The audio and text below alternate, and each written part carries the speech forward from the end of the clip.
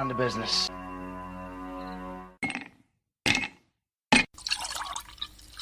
When he drinks, he thinks. That's the nectar of the gods, baby. Hello, everyone, and welcome to the #1 liquid-fueled, liquid-lubricated show on the interwebs. This is the Whiskey Musings Broadcast, and it is October 1st. And so, for the first time, and probably, well, depending upon how things go, I will probably be carrying this through for essentially all eternity annually. You'll notice that my background, let me kind of scoot out of the way here, make sure I'm not knocking anything over in the studio, but you'll notice my background is starting to get spooky, and that is because we are officially in the October month, and of course at the end of the month is Halloween. Don't miss my Halloween special. I am trying to put together a bunch of spooky stories for you. I will admit I did ask Hannah to come on and do some of her horrific history stories, but unfortunately she is extremely busy over the course of the next month with everything that she's got going on personally, and then of course she's going to be gone, going to a bachelorette party or something like that. But anyway, so she is unfortunately out, but that's okay, because I will find some horrific stories to relay for my Halloween special, and that will happen and air, of course, right before Halloween, because I believe Halloween this year, yes, Halloween is on a Monday, so that will be Saturday the 29th show for that. And I will try and do my best to be as spooky as possible. If you go and take a look at the last couple of episodes, I think I did one year I read The Telltale Heart by Edgar Allan Poe, one of my favorite old-time poets. And then I also read some true stories, true ghost stories, and for last year, had just my head showing up. Maybe I'll do something like that for this year. But yeah, it's not, I agree with you, Amy, over on Rumble. Yes, this administration definitely has some horrific stories going on with it, for sure. We almost don't have to make up anything for Halloween because, of course, we have, this wonderful administration that's giving us all these wonderful things. And by wonderful, I mean absolutely horrible stuff. I've got a bunch of stories tonight, or articles tonight. This is going to kind of be a little bit of a smorgasbord. There really isn't a whole theme necessarily to this show, but there are a couple of things that popped up that kind of tie together, but most of it is sort of going to be one-offs just to bring it all together, because there was a bunch of little happenings that happened throughout the news over the course of the last few days since we came together. And that's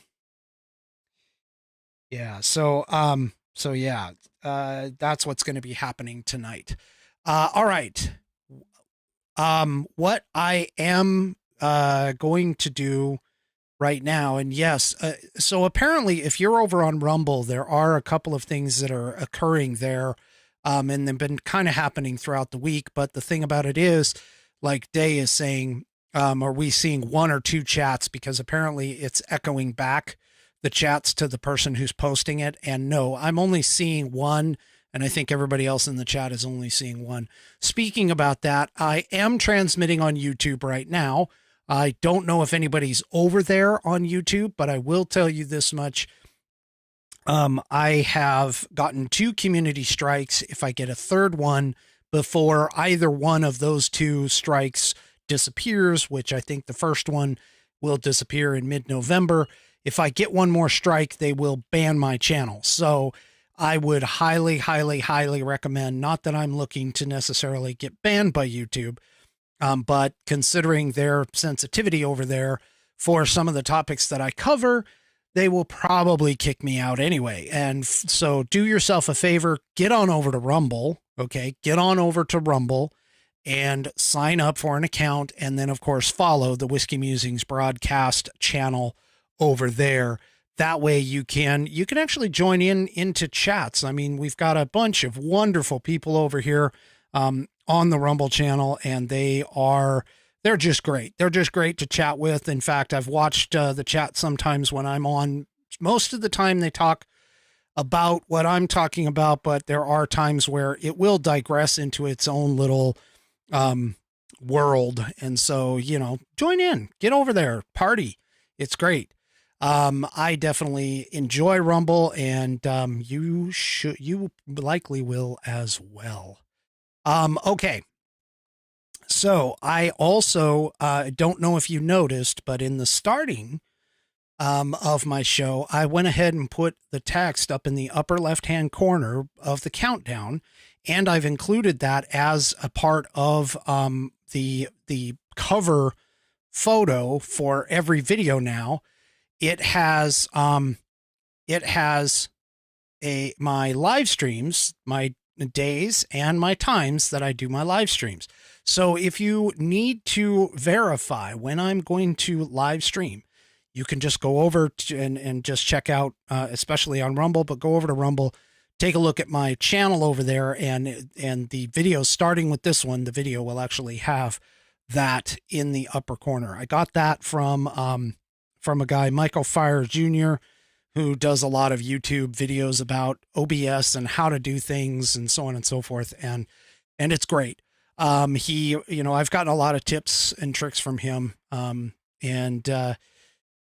Anyway, he did a video this week where it had, the live streams, and I hadn't even thought about that. So I just said, okay, you know what? This is perfect. I'm just going to go ahead and toss that up there so that everybody can see when I do my streams.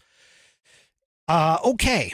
So first off tonight, and by the way, you may want to grab the Constitution, because I've got a question that came in this week, that I'm going to be doing at the end, and it will relate to the Constitution. So it may not be a bad idea to, go ahead and, grab your Constitution. Speaking of which, let me go ahead and bring them up. This is the Institute on the Constitution, and they were established in 2004 as a 501c3 nonprofit with one mission: to restore the constitutional republic through grassroots education. All courses and materials are developed using primary source documents and taught from the American view of law and government as defined in the Declaration of Independence in the following 3 key points. 1, there is a God. 2, our rights come from him. And 3, the purpose of civil government is to secure and protect our God-given rights. The IOTC offers the opportunity to enhance or to educate yourself and enhance your knowledge on our most precious founding document, the Constitution of the United States. They also provide tools to educate your community and get involved with local government. Start by taking their free U.S. constitutional course and go from there. Use my affiliate link, iotc.whiskeymusings.online, to sign up. And while you are there, take a moment to look through their other course material and information. My affiliate link, once again, is IOTC. That's India, Oscar, Tango, Charlie, phonetically spelled. .whiskeymusings.online. And to get great content and learn about our historical founding and support the show in the process. That's iotc.whiskeymusings.online. I lost my place. Don't throw a shoe at me. Or if you want to purchase this fabulous, absolutely fabulous Saddleback leather-bound U.S. Constitution to support the show, go to constitution.whiskeymusings.online. Take a look at this thing. This is just absolutely fabulous. It's got water-resistant pages on the inside. It has a stitch for the binding that goes all the way through the Saddleback leather, and it has a 100-year guarantee. against defects of materials and workmanship. So if you want one of these to support the show, you can go ahead and just go to constitution.whiskeymusings.online. And do me a favor, go and check out the Institute on the Constitution today. They have a plethora of awesome books and stuff for our for learning and relearning and understanding our Constitution. And I thank them for allowing me to be an affiliate. All right. So let's go ahead and get on with our On This Day in American History.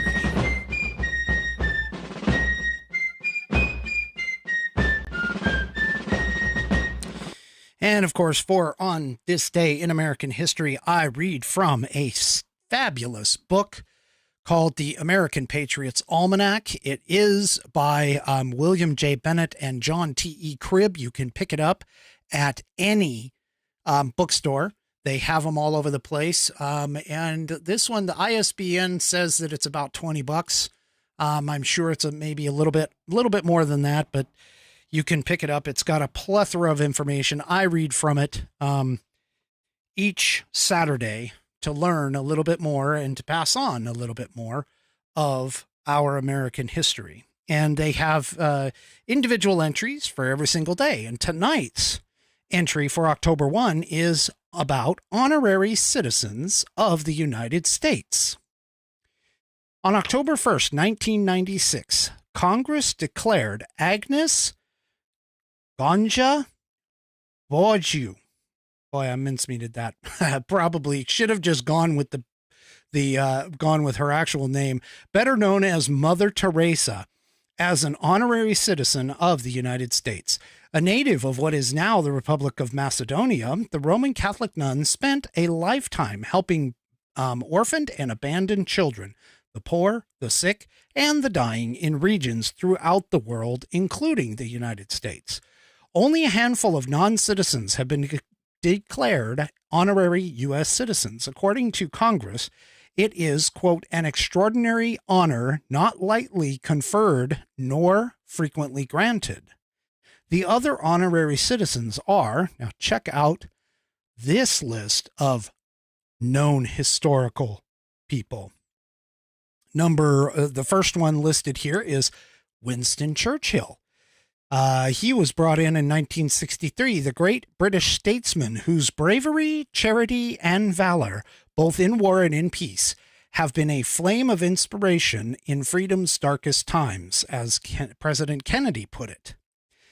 The next one is Raoul Wallenberg in 1981, the Swedish businessman who risked his life to save tens of thousands of Hungarian Jews from the Nazis, and who died after being imprisoned by Soviet authorities. William Penn in 1984, the English Quaker who in 1681 founded Pennsylvania to carry out an experiment based upon representative government, and his wife Hannah Penn, who administered the province of Pennsylvania for 6 years. The Marquis de Lafayette in 2002, the French soldier and statesman who fought alongside American patriots during the Revolutionary War.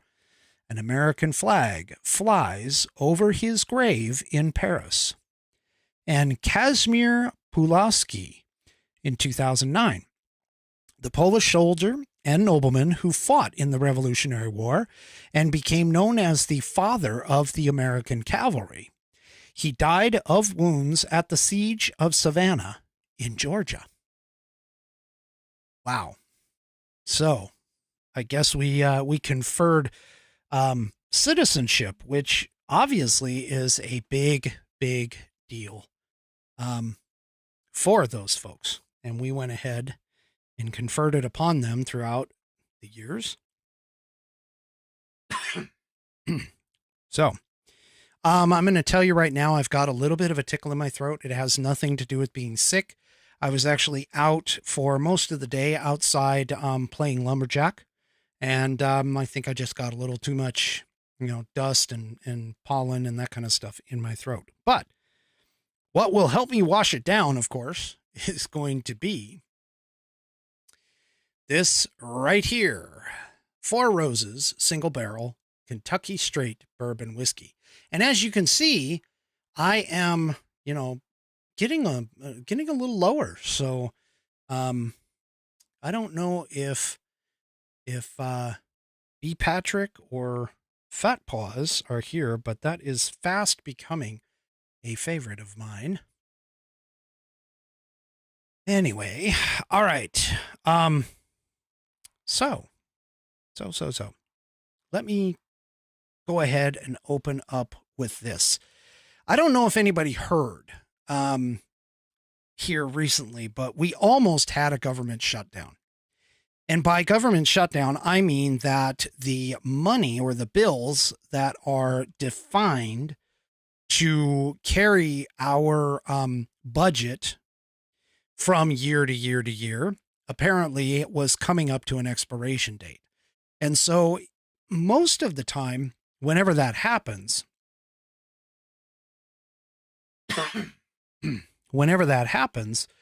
what usually occurs is they'll go through a budget reconciliation bill and they'll go ahead and get more money and everything to keep the government open.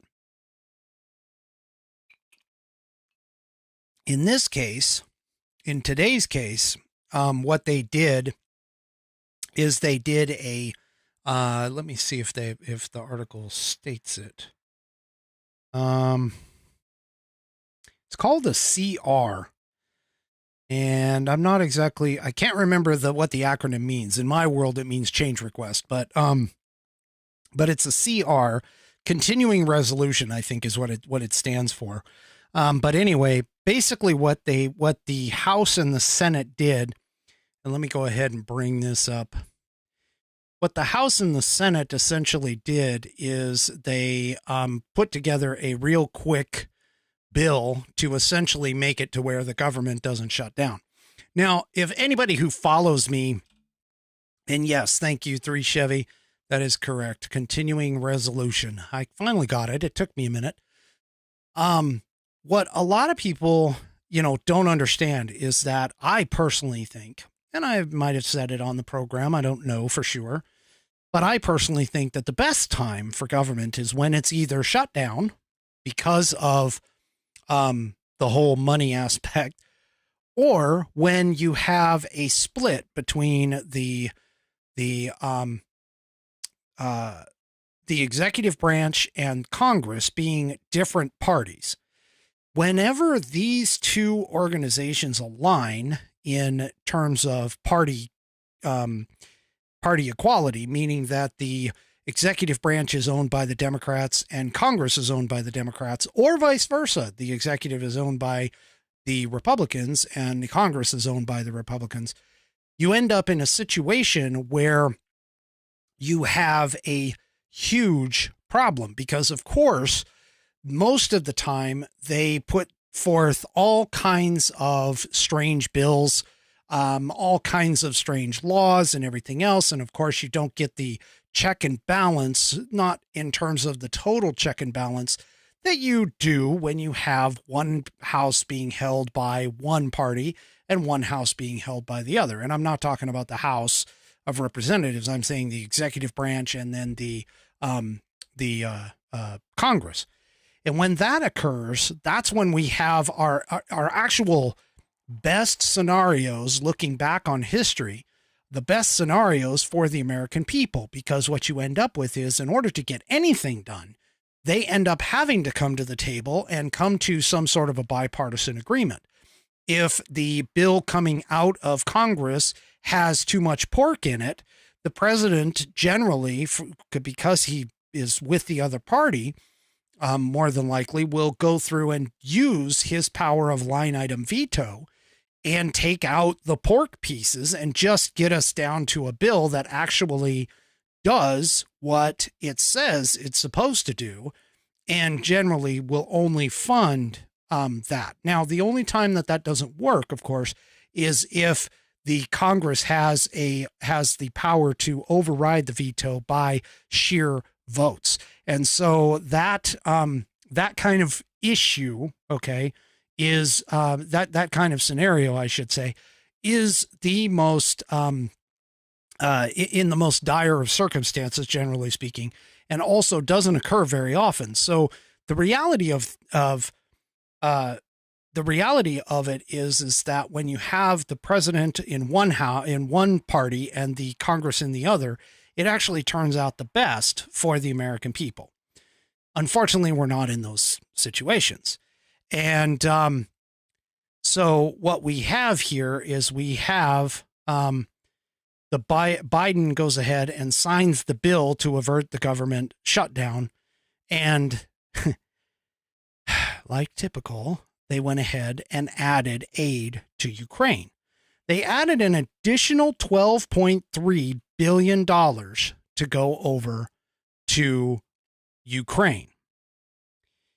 Now, I think we've already sent them something like 40 billion and then another additional amount. So I'm kind of starting to lose count in terms of how much money we have committed to Ukraine at this point. All this is going to do, honestly, I mean, other than keeping government open, but the additional money that they added to it to go to Ukraine is just going to push up, inflation. And of course, we know that Biden has absolutely no idea how to handle inflation. In fact, I don't know if anybody noticed, but the Fed just recently put up another 0.75 or 3/4 of a point on the inflation percentage. So anyway, the point being here is that we're losing bad.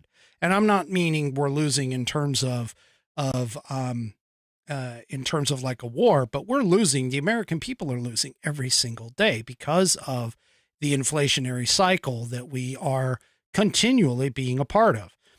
In fact, I was reading an article, I didn't have it in the show notes, but I was reading an article the other day where now there is the majority of economists have come out and have basically said that unless something drastic happens, we are not in any way, shape, or form going to avoid a recession, and there will not be in any way, shape, or form a soft landing like they keep trying to tell us is going to happen. Now, a couple of things that were a part of this bill that I was a little surprised at, but they went ahead and put it in. The Democrats said passing the bill was important for helping Ukraine, which I don't think it is, but whatever. As well as victims of recent natural disasters in the U.S., including Hurricane Ian, as it provides FEMA disaster fund with a year's worth of money upfront rather than for just 2.5 months. And so, they went ahead and they added some additional things here. But in the end, the support of the bill was unanimous among Democrat lawmakers, and only 10 Republican lawmakers joined in them voting yes. And the reason, of course, for that is all of the additional pork, I think, that was added in. Let's see if I can come up with. So this basically finances the federal government through December 16th, and will buy lawmakers more time to agree on legislation that will set spending levels for the 2023 fiscal year. Now, a lot of Republicans actually opposed the bill because they felt that instead of having it end on December 16th, it should have continued all the way into January after the midterm elections, etc., because they felt that they would have a better capability to have more of an influence after the midterms and into the next session, to be able to, provide more input on how and what to spend our money on. This kind of thing, again, the Democrats aren't going to do that. Let's just be honest. They want to keep all the power for them. They know that they're in trouble. I won't say that they're necessarily going to lose for sure in the midterms, although it is looking like the House of Representatives will probably go to the Republicans. The Senate is still questionable at possibly ending up in the hands of the Republicans, or maybe not quite in the hands of the Republicans. Moving forward, there are a lot of toss-up races that are still out there, including one right here in Washington, where our Senator Patty Murray is in a tight race. As I said on Wednesday, is in a tight race against Tiffany Smiley, at least right now, based on the polling data. Now, that being said, once again, all they're doing is they're just basically kicking the can down the road. But some of the disaster assistance that was added to the stopgap bill, that's what they call these things, the stopgap bills, added was $2.5 billion to help New Mexico communities recover from the Hermit's Peak Calf Canyon fire, which was the largest wildfire in state history. An additional $2 billion for a block grant program that aids in the recovery of communities impacted by recent disasters, and $20 million for water and wastewater infrastructure improvements, previously authorized for Jackson, Mississippi. For those of you that don't know, Jackson, Mississippi went through a very bad situation with their drinking water, not unlike Flint, Michigan did. And so anyway, they added a bunch of money in there, but realistically, all I'm going to tell you is that all this is doing, of course, is this is just going to add to inflation. So that's really the challenge, is that this is going to add to inflation and inflationary numbers, because again, we're spending money that we literally don't have. Now, what was also interesting to me, not so much that they passed this stopgap, because I'm going to tell you, if you look back historically, stopgap bills do happen quite often. But what was kind of surprising to me, well, let me rephrase that. It wasn't surprising to me that this happened, but in typical government-run fashion, okay, Chuck Schumer goes ahead and cancels the October votes and sends the Senate home to allow them to campaign. Now, I can tell you that Patty Murray and Schumer have been in office for, probably many, many years together. And I also know that they are very well aware of the fact that Senator Murray has problems in this state right now, because Tiffany Smiley is actually outpacing her in terms of donations. And so my guess is this probably had something to do with that, plus any other senators that are having issues, because they already know that they're going to be in trouble in the House of Representatives, but they want to hang on to the Senate as much as they could, or as much as they can. And so this, realistically, it doesn't surprise me any. But what is surprising is that he sent them home on Thursday afternoon, and with the announcement basically saying that no more votes would take place in his chamber until November 14th. So I have a feeling, that he is just attempting to bring everybody back right before the Thanksgiving break, just as a show of, hey, I'm just doing this obviously to allow our Senate or other fellow senators to go and campaign. Yeah. Anyway, this is typical. I mean, we've seen it before. Where they go ahead and they send people home to go and campaign in their states, especially if they're losing, et cetera, et cetera, et cetera. Anyway. So, and obviously the move is coming with fewer than 40 days until November's general election. And a lot of them are in tight races. Like I said, here in Washington, there is a tight tight race. So that is, those two are kind of tied together. Not really too surprising to me at all, realistically. I mean, I kind of figured that they would do the stopgap bill and not do any kind of major vote, especially in an election year. So they're just kicking the can down the road, just like they're doing with all of the other government spending. They're like, yeah, we're going to, deficit spending works exactly like that. Regardless, that's how our deficit spending works. All we're doing is borrowing against tax income down the road in order to fund the government today. And so we're basically kind of in a situation where we're robbing Peter to pay Paul. And this is just nuts. So anyway, all right. I don't know if anybody noticed, but Kamala Harris, which honestly, if Joe Biden gets 25th, and I've kind of made this comment in the chat on the Marquez show, in the Rumble chat, is that I fully expect that they want to carry Biden past the 2-year mark. And the reason for that is because constitutionally, they have to get him past his first 2 years in office in order to allow whoever succeeds him and finishes out his 4-year term to be able to run for 2 full terms. So theoretically, everybody says, the president can only be in office for 8.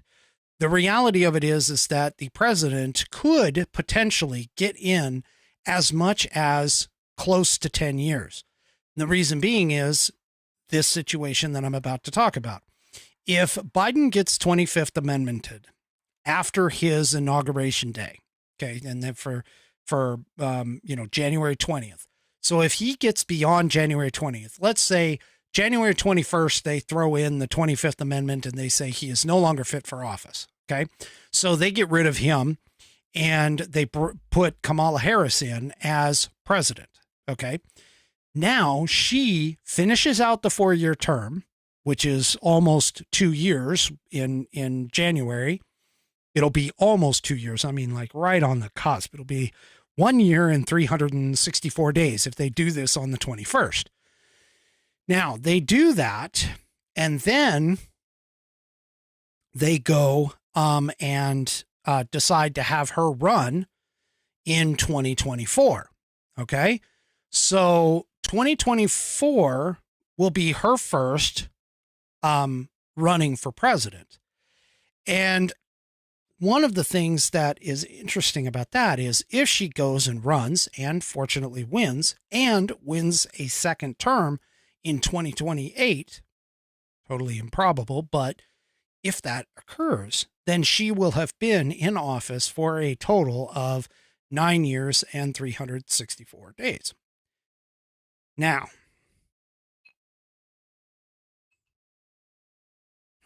the reality of that happening is probably pretty slim. And let me tell you why. First of all, she is got to be one of the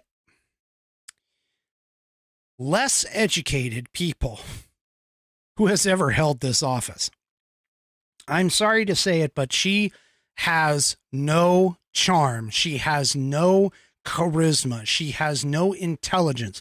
She literally has never gone to the border, even though she is the quote border czar. She has no business being in the office.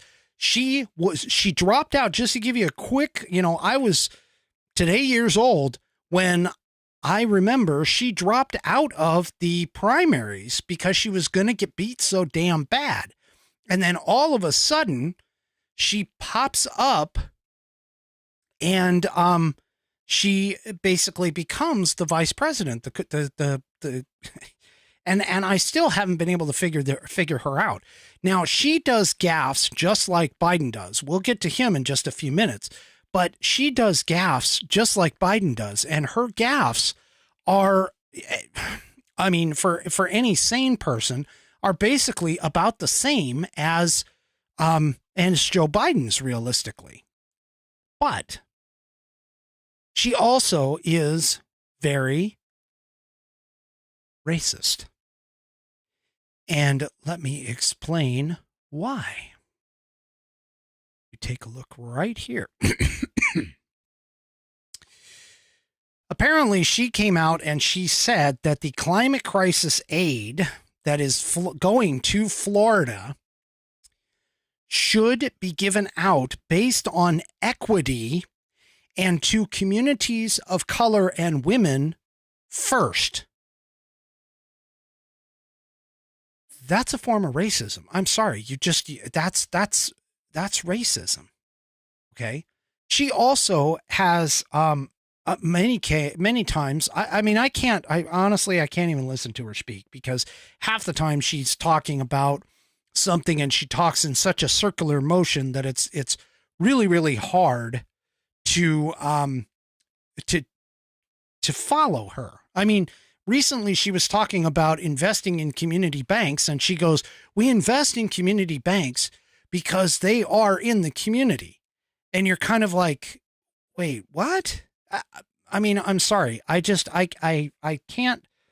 We all know that that diversity, equity, inclusion has been a common theme across this administration in terms of who they vote for. I mean, if you and bring in, I can tell you that, Corinne Jean-Pierre, who is horrible, bad at her job, incredibly bad at her job. And she got put in there when Jen Psaki, Peppermint Patty, left the organization, or left the White House, and went on to, I think she said MSNBC now, but she left, and Corinne Jean-Pierre was picked essentially because they said the same thing that they said for the VP. I want a woman, and I want a woman of color. She checked the boxes. She checked the appropriate boxes, and she got the job. She is an absolute horrible press secretary. Just going to say it out loud. There you go. All right. And our vice president, I'm telling you right now that if Biden gets 25th, which he likely will, if he does, we are going to be in a worse situation than we are with Joe Biden. Going to tell you right now. Anyway, Joe Biden today, okay, he has a lot of names. He's got a lot of names from the right. He's got Basement Dummy. He's got Mumbles. I personally, he's, Bidenflation. He's got, he's the big guy.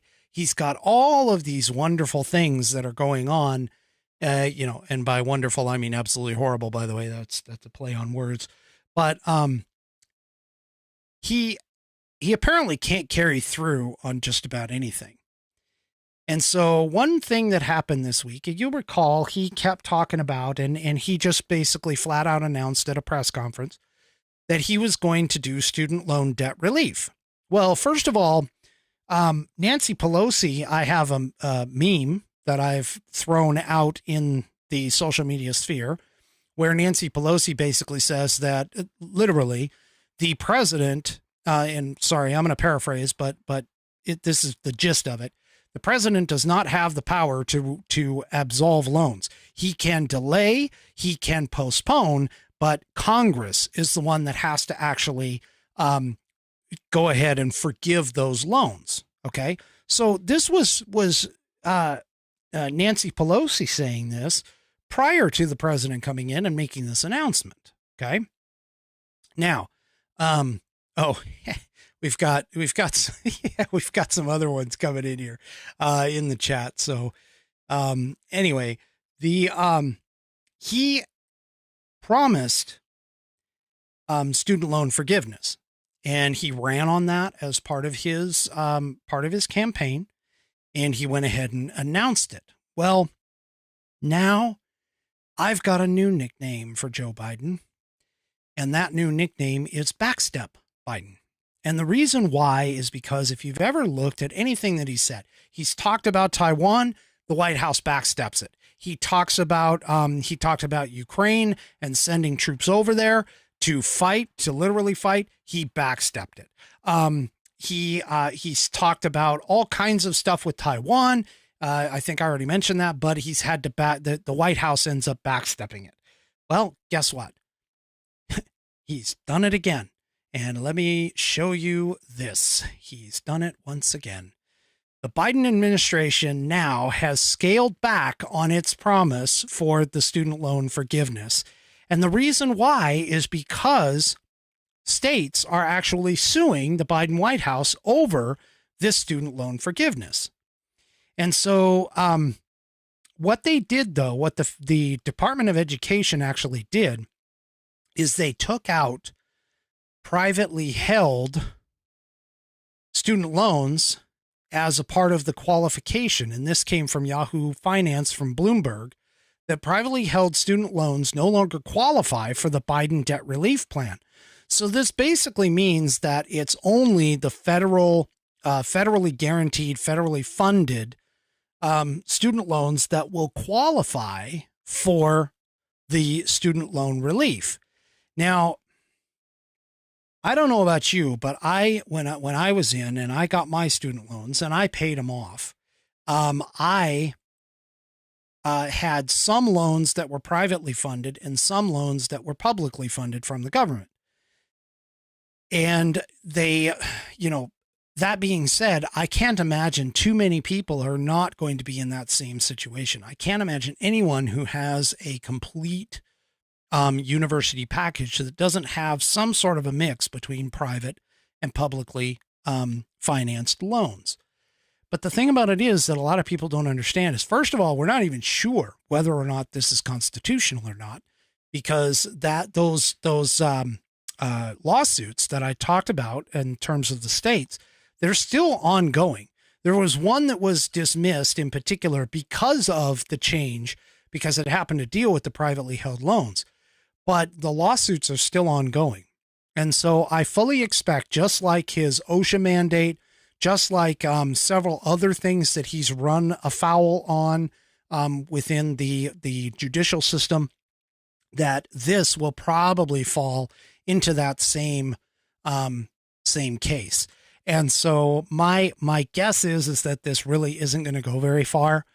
Because I honestly don't believe that he has the power to do this, because anything financial related always falls to the Congress. If you've read your Constitution, you'll know that Congress is the one that has the ability to handle all of the money.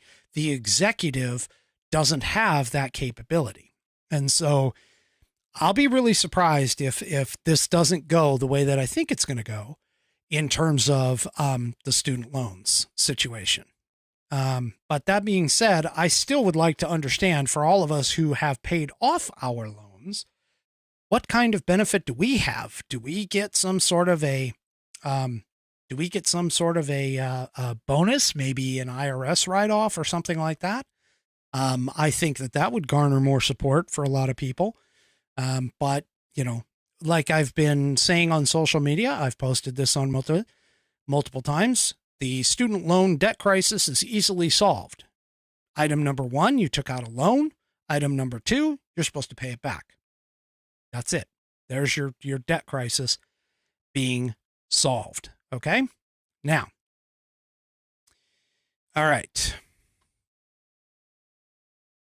Okay. So, let me do a time check real quick here. Like I said, this is a smorgasbord. All right. So I don't know if anybody has really watched, and this is a quick shift. I don't know if there's anyone who's watched, but there are a few states, California, Oregon, and Washington in particular, that have decided to ban gasoline vehicles. In particular, in California in particular, they were talking about the sale of gas-powered vehicles by 2035. Well, in lockstep fashion, check this out. New York has signed on, according to the Post Millennial, has signed on in September 30th to ban the sales of gas-powered vehicles by 2035. Now, I'll be honest with you. When I have been to New York City in particular, New York City, you have high prices in rent. You have very little parking. The traffic, for the most part, especially in downtown Manhattan, is absolutely horrendous all the time. I walk through, down by Times Square and that at like 11:30 at night, and it was bumper to bumper, people honking, et cetera, et cetera. So that being said, I can completely understand where having a vehicle in New York City, it could be detrimental. Okay. Chances are you're not necessarily going to be using it all that much. If you live in the city and work in the city, which most people in that particular situation do. So I can't imagine that somebody owning a vehicle is going to be all that heartbroken about this. Where it's going to be a huge issue is for those people who are coming in from the rural areas to go work in either a suburban space or possibly going all the way into the city, into the urban spaces. And a couple of things, I've talked about this before, a couple of things that we really have in terms of challenges are the fact that, let's just expense with the whole idea that electric powered vehicles are have less emissions than gas powered vehicles. Let's just dispense with that discussion. I think we know that all it does is it just shifts from the car out to the coal-fired power plants and all of those because of the additional electricity that's coming in. Okay. So let's just dispense with that conversation. However, let's look at some facts. First of all, it takes a while to charge these cars up. So if you're driving and you run into an issue where you no longer have enough charge to get to where you're going, you're going to have to pull over and stop and charge your vehicle. Now, right now, not saying the technology cannot change, but as of right now, most chargers that are out there are slow chargers. They take 4 hours, maybe an hour, 2 hours, 4 hours to fully charge up, even on the Teslas. We haven't really implemented a fast charge technology that is going to be well enough to be able to charge these cars in a quick hurry. You also have issues like what California is going through right now in the fact that California has told people not to charge their EVs at night because they can't sustain the draw on the electrical grid. Until those things are really taken care of, electric vehicles are going to be difficult to adopt across the board. Now, okay, if you want an electric vehicle, I have a hybrid. I've said this before. I have a Prius. There's a reason for it. It's because it gets 45 miles to the gallon. That's it. I have no other, I'm not like trying to save the environment or anything else because I am very educated on where the heavy metals for the battery comes from and the fact that the battery can't be recycled later. That being said, this is kind of a pie in the sky sort of an idea. And of course, here in Washington, Governor Inslee, I call him Governor Idiot, but Governor Inslee has gone ahead and jumped on the bandwagon to go ahead and ban gas-powered vehicles, again, by 2035. Now, the biggest challenge here is that they're putting the cart before the horse. And it's really not doing anything because if you look at, it's not that anyone is a climate change denier. It's not that I deny that the climate changes. The climate changes. Okay. It has for millions of years, ever since this planet was formed. It constantly changes. It's going to. Where we run into the advantage that we have in terms of humans is that we are adaptable. We adapt. People aren't dying from heat waves because we developed and created air conditioning. We're not dying in cold snaps because we've developed internal heat. These are things that we, as humans, have the capability and the capacity to do. So trying to sit here and push against climate change. And again, folks, Hurricane Ian is a single instance. You cannot assign climate change to Hurricane Ian. Okay. It's just, that's not the way it works. But to sit here and to try and say that all cars, all gas powered vehicles have to be in a particular state. Now, if you do it in a city, I can understand that. Probably going to run into problems, but I can kind of see this. But gas powered vehicles and taking them from a state is not going to happen. I saw an article. I don't have it in the show notes, but I saw an article. You can try and look it up, where somebody actually took an electric truck versus a gas powered truck and compared it with its towing capacity, hauling capacity, and did a like actual scientific study on which one would be better. I don't know what the answer was because I only saw the headline and I thought, oh, hey, that's a really good article. I got to read it later. And of course, I haven't gotten to it yet, but that is definitely something that we need to take a look at. There's, they've been using electric tractors for years, but yet you still see diesel engines being the primary source for tractors being used in agriculture. You still see diesel engines being the primary source for all of these things. And why? It's not because the electrical engines have a harder time. It's just the fact that you can't let the engines or the electrical batteries, they can't run as long or as intensive as a diesel engine can over the long term. And so, honestly, until the technology catches up with what we already have in a internal combustion engine, I don't think we're going to have the issue. So, or have an issue with, we're going to have problems trying to get rid of gas powered and diesel powered vehicles. But that being said, that's the case. Now, even the Toyota CEO. So let me pop this up because this just popped up in the Epic Times. Toyota CEO says California's ban on gas-powered car sales is going to be difficult to achieve. Now, this is coming from somebody who, makes electric vehicles and is probably on board with the whole idea of doing electric vehicles.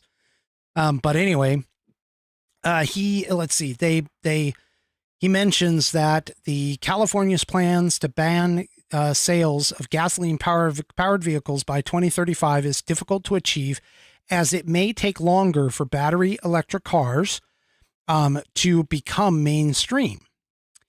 And he basically said that it will take them longer than what the media would like us to believe, citing the impact on the electrical grid and the lack of easy access to electricity as barriers to its adoption. Now, as a side note, Biden put forth some billions of dollars to put a coast-to-coast electric charging system because, again, people can't drive coast to coast in an electric vehicle. You just don't have the distance. I think I saw a Tesla had something like a 200-mile range.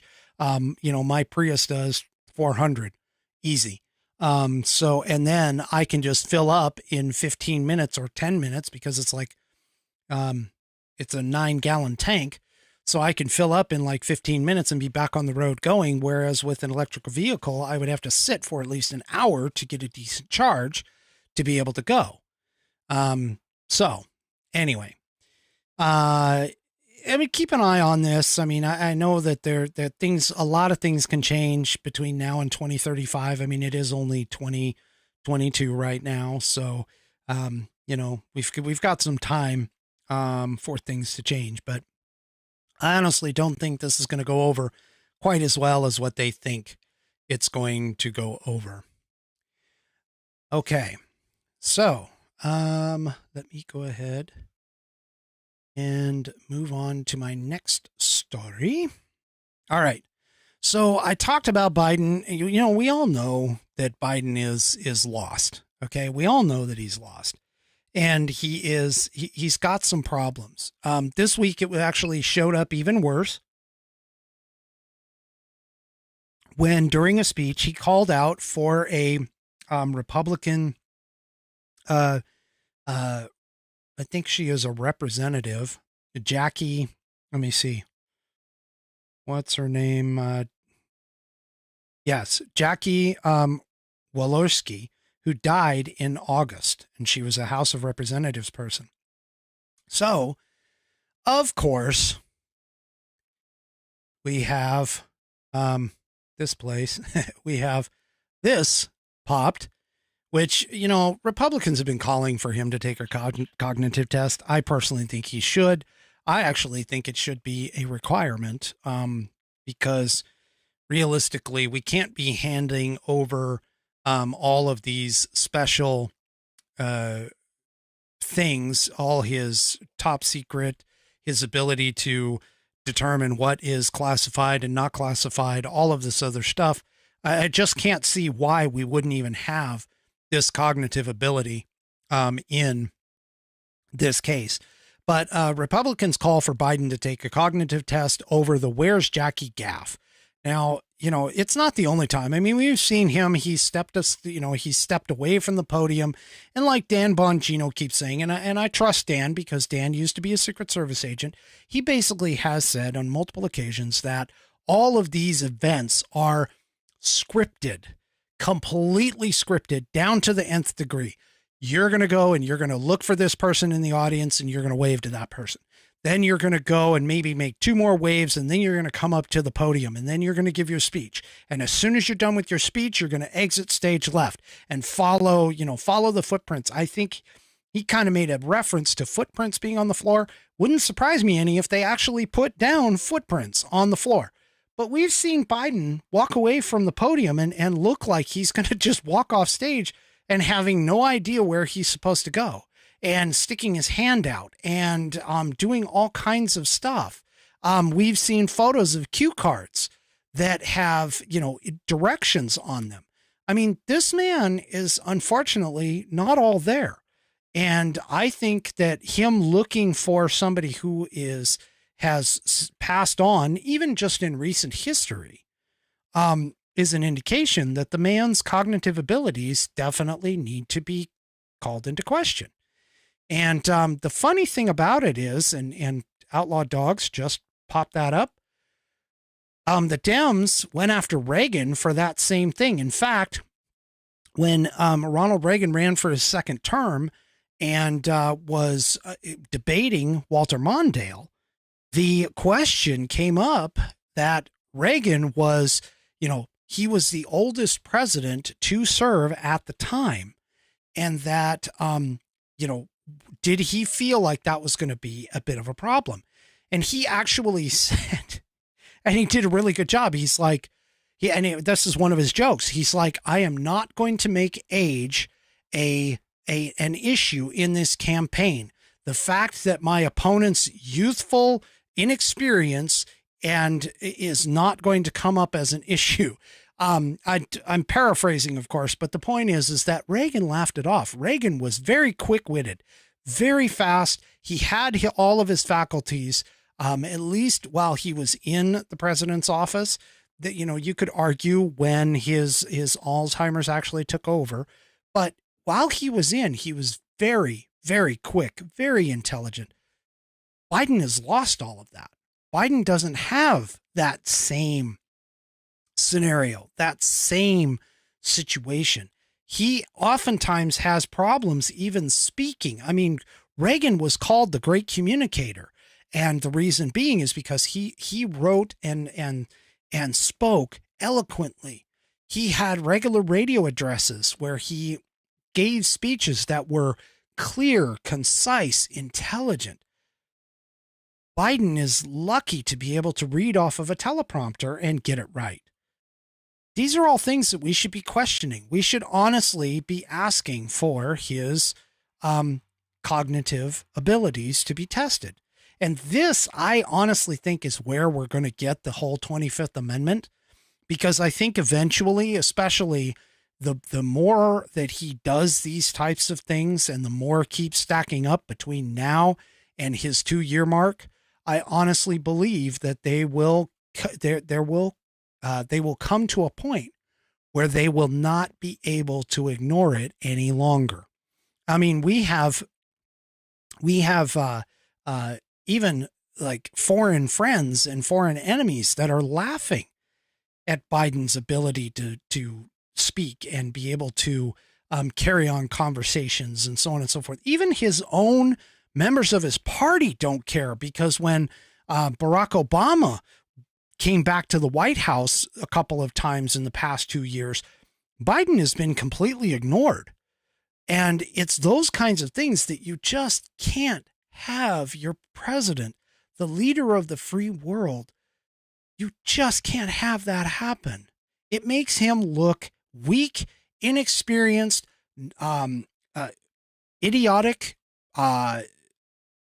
ineffective. I can't even come up with enough adjectives to demonstrate how off this is to have this man in office and to have him, doing the job that he is doing.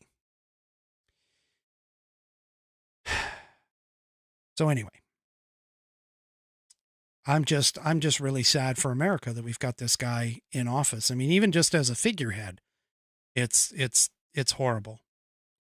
Okay, now it's not just Joe Biden that does his walkbacks and changes. It's not just Joe Biden. It is also the Democrat Party. Now, I don't know if anybody noticed. I think I talked about this on Wednesday, but the Democrat Party has stabbed Joe Manchin in the back. If you recall, Joe Manchin set up this whole, Inflation Reduction Act, which had nothing to do with reducing inflation. In fact, if anything, it was a Green New Deal boondoggle.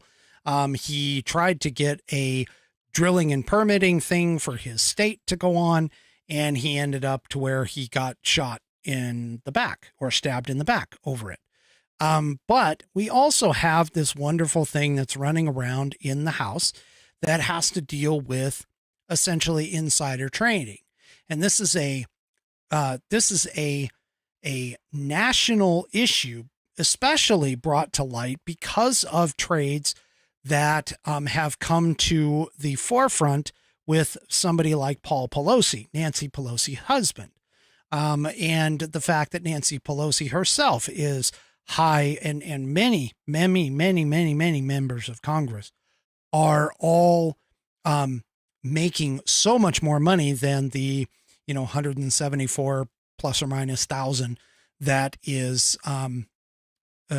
out here. And so, when you see things like a bill come up that talks about bans on trading, bans on using insider knowledge from what they know about what's happening in Congress to influence their trades on Wall Street, you should sit up and take notice.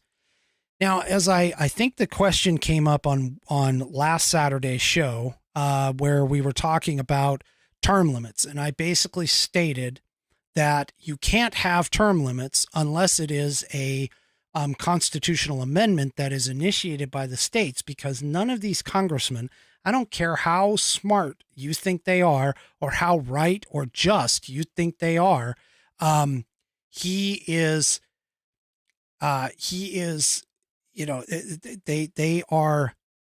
they're not going to shoot themselves in the foot. Sorry, I got distracted there, but they are not going to shoot themselves in the foot by eliminating the fact that they can continue to make all of this money while in office. Well, this next article shouldn't surprise anyone, to be honest. This next article talks about it's a failure of House leadership. So there's a Democrat who, and let me see if I can get her name, Abigail Spanberger. She speaks at the podium, and she apparently is fed up and frustrated because of the fact that her majority leader, Steny Hoyer, a Democrat from Maryland, blocked the legislation that would ban the idea of stock trading by members of Congress. And so Abigail is pissed. And frankly, I don't blame her at all. I really don't. But The thing about it is that, yeah, these Democrats are essentially, there's not really a ethical one among them. I'll be honest. There might be a couple, but realistically, it's just, it's not something that these people are going to step out of bounds to go and do. Because again, I mean, if you were offered a raise by your boss and you were told that, hey, you can refuse the raise, is anybody going to be that stupid and refuse that raise? Well, chances are no, they're not going to. And so as long as they continue to be able to make money, and they are not going to try and police themselves. This is one of the problems that I've had, and I've stated it before, in terms of Congress being able to vote in their own raises. The stopgap to that in the Constitution was that the president was the one that had to get paid the most. And when Bill Clinton was in office, they actually changed the amount the president was making. Congress voted on it and put it into law that the president was, I think he was making something like $200,000, $250,000 a year. And then he goes and then they went and increased it to like $480,000 a year, or whatever it is today. And the reason why they did that was because Teddy Kennedy was actually getting close to that limit and was stuck because he couldn't go past the president constitutionally. And this is really where the problem comes in. Okay. So this is where the problem comes in. You cannot ask these people to self-police. It is just not going to happen. Okay. Period. All right. I have a few more articles in the show notes. I encourage you to go take a look. More counties have signed on to demand that Texas declare the southern border issue an invasion. It's now up to 32 counties. It's also, I have a couple articles in there with regards to some girls in high school have been banned from a locker room because they refused to go in and change with a transgender individual. He was a boy who was declaring that he was a girl, and so on and so forth. So, there's those two, and but I'm running out of time to really cover those in depth. So do me a favor, go and take a look in the show notes, in the description of the video in particular, and you'll be able to take a look at those articles, just enough to keep it in mind. All right. So now we have, and I got to do this right here, because again, I've changed so much in the last couple of days. Things are not quite lining up the same way. I got to get used to the new format. All right. So here we go with questions for whiskey. And tonight's question comes from our Rumble buddy, literally Buddy Weiser. Buddy writes, Whiskey, since I cannot locate the term education in my government owner's manual, aka the U.S. Constitution, how is the Department of Education constitutional? Your opinion would be interesting. Buddy Weiser. All right.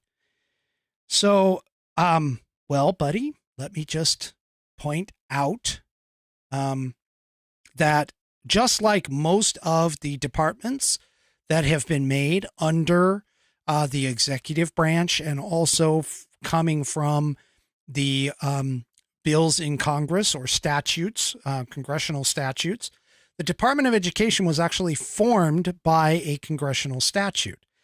And what's interesting about it is the fact that the Department of Education realistically goes way back farther than what we think. It actually harkens all the way back as a cabinet level entity, all the way back to 1867, when is it 67?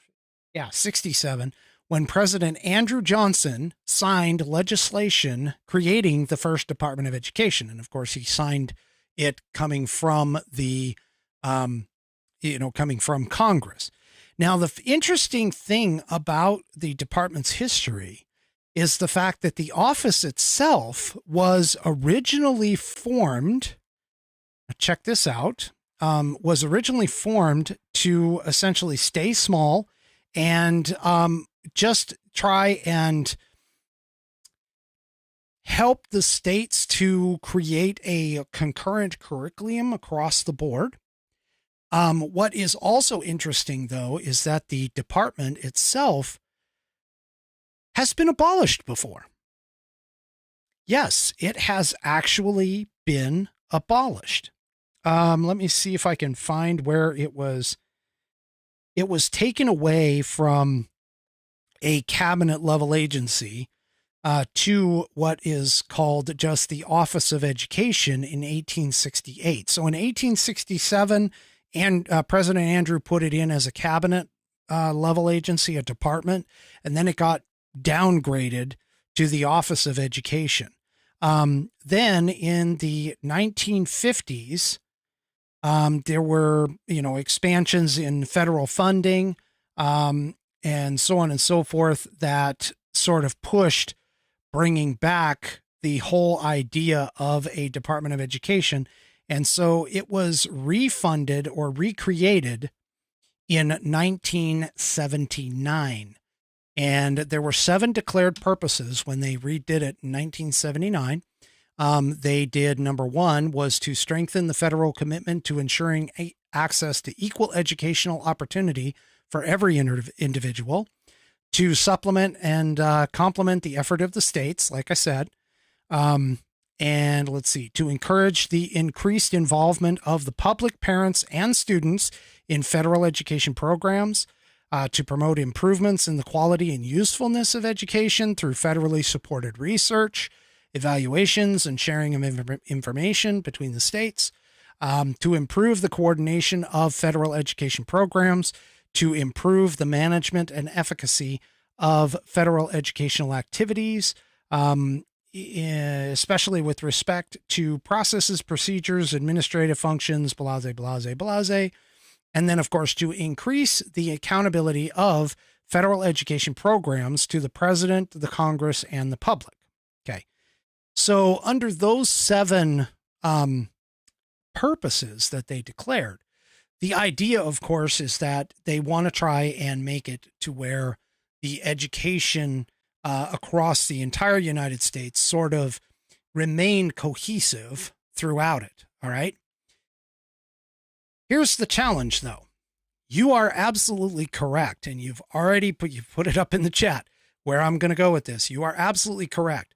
There is no constitutional factor that even talks about the education and about the education department. Okay. So ironically, I threw in another article, and I encourage you to go take a look at it, but I threw in an article that came out of Politico, and let me go ahead and show it to you here real quick. Whoops, let me get rid of this one and go to that one. So here's an article in Politico that talks exactly just about this whole situation. And in 1860s experiment was torpedoed as an argument or by an argument as old as America. So the argument that has been made to remove the Department of Education was actually in regards to the 10th Amendment. So it is a government agency in the form of like the IRS, where Congress created a statute that created it and funds it. But in terms of something being actually constitutional, there is no Department of Education in the Constitution itself. There is no there's no mandate for it. There's no congressional drive for it. There's nothing that talks about the right of education. There's nothing that talks about the right to get an education.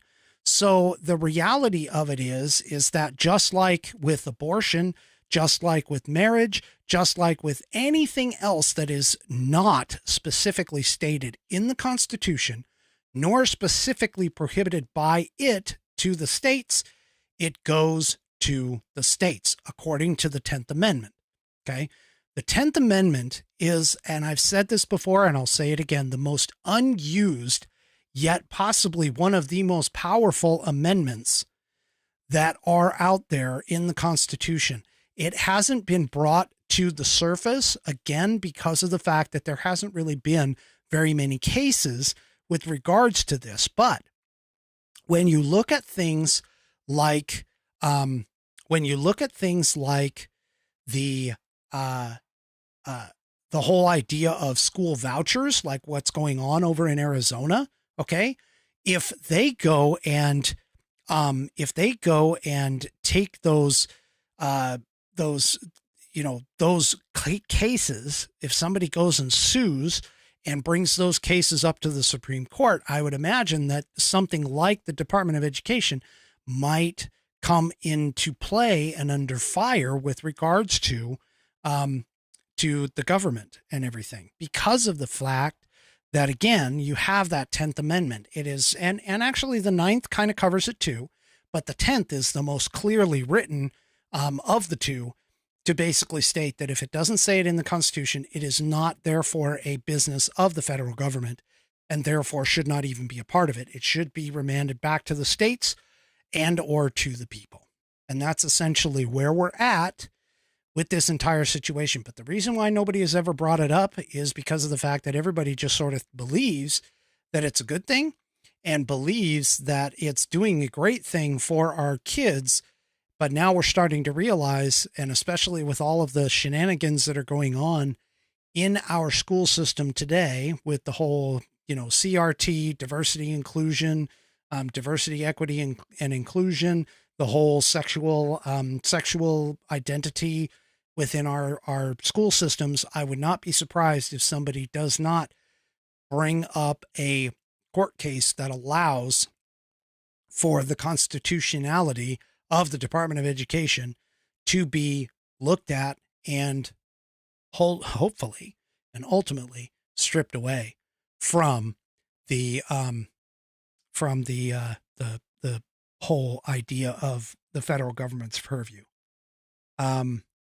So anyway, thank you very much for the question. That was awesome. I had to dive into a couple holes to find all of that information, and I do appreciate that because, as you may or may not know, I love to research things. All right. If you want to submit a question for whiskey or a pet of the week for this week, all right, then what we need to do is we need to, you guys need to send them to fans. That's Foxtrot, Alpha, November, Sierra. I keep wanting to do the phonetic alphabet for police. It's Foxtrot, Alpha, November, Sierra, fans at Whiskey Musings, all lowercase, all one word, .online. Once again, that's fans at whiskeymusings.online. And you can send me a question for whiskey. You can send me a pet of the week. I believe I don't have a pet of the week for Wednesday. So if you have a pet and you would like to submit it, please send it to the same location. And that actually is my final Whiskey Musings thought of the evening. Do me a favor, and if you are here for your first time, and I believe Just Wondering is here for the first time, thank you for coming and joining. And I also noted that you said that you subscribed within the chat there, and I appreciate that. Do me a favor, if this is your first time viewing this video and you have not yet subscribed, head on over to Rumble, sign up for an account, subscribe to my channel. And I appreciate it, and I really enjoy seeing all of the people in the chat. I enjoy all of my Whiskey Warrior P1s, and I definitely want to continue to grow the channel. And the only way I can do that is if you go ahead and do subscriptions and subscribe and leave me rumbles and that kind of stuff. Remember, if you are watching me on YouTube, I'm on the precipice. So chances are you may go to YouTube sometime and I won't be there anymore. So head on over to Rumble, get yourself set up there. And so you can always track me and find me. I live stream Wednesday night and Saturday night. Wednesday night is 8 p.m. Eastern, 5 p.m. Pacific. Saturday night is 9 p.m. Eastern, 6 p.m. Pacific, an hour later. And we'll see you next time on the the Whiskey Musings broadcast. Have an absolutely wonderful rest of your weekend. And we'll see you next time. Thank you very much, and good night.